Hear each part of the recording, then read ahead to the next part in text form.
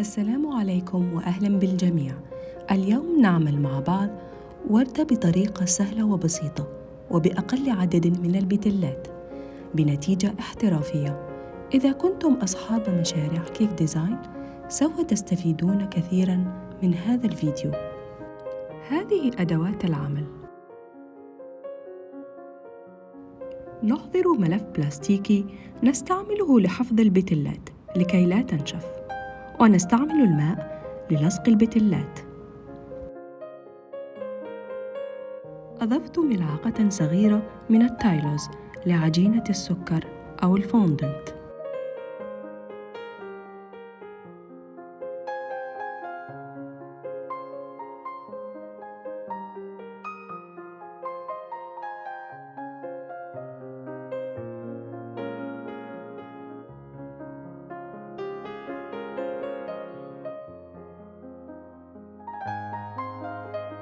المرحلة الأولى: نبدأ بقطع البتلات بالقطاعة. هناك حجمين فقط.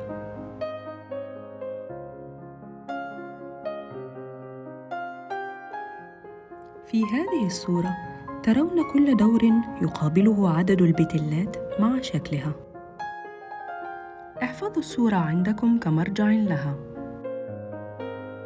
نستعمل أداة الكرة لتسطيح البتلة خصوصاً بالحواف، وبذلك تصبح رفيعة وحجمها أكبر قليلاً. حددت 3 مناطق من البتلة ثم سحبتها قليلاً حتى أثني المسافة التي بين نقاط التحديد عندما أضعها على الملعقة.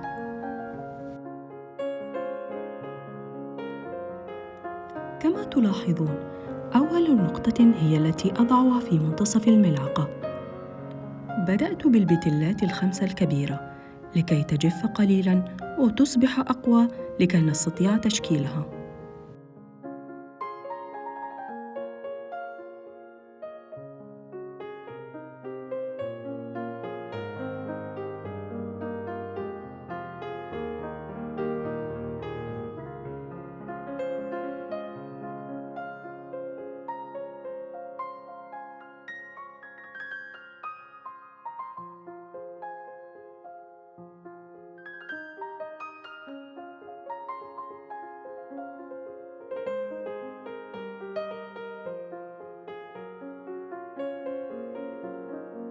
اتركها تجف بهذه الطريقة لمدة نصف ساعة.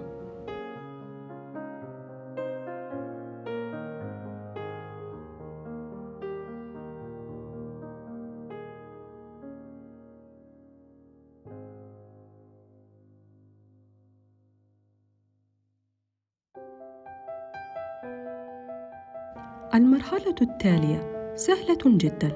نلصق الأدوار ال3: بتلة ثم 3 بتلات ثم 5 بتلات، كلها نفس الحجم بنفس القطاعة.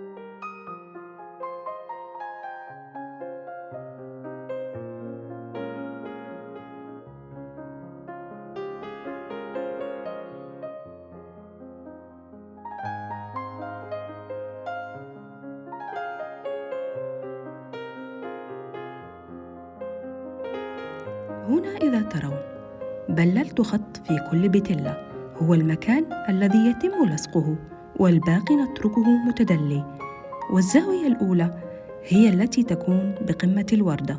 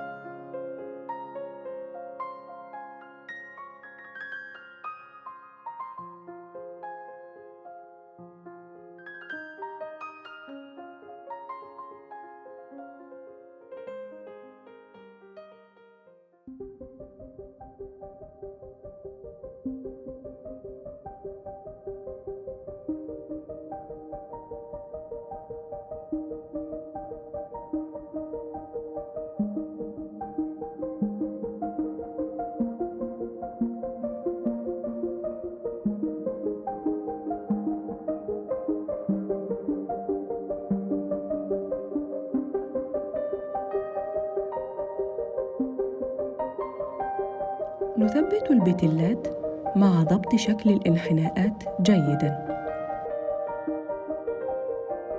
ونتركها تجف لمدة ليلة كاملة بهذا الشكل.